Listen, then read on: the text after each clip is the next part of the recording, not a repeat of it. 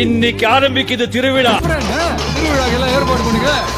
இங்க அடிக்கிற உரிமை சத்தம் மதுரை மெச்சு தெருவிற்கு கேட்கணும்டா.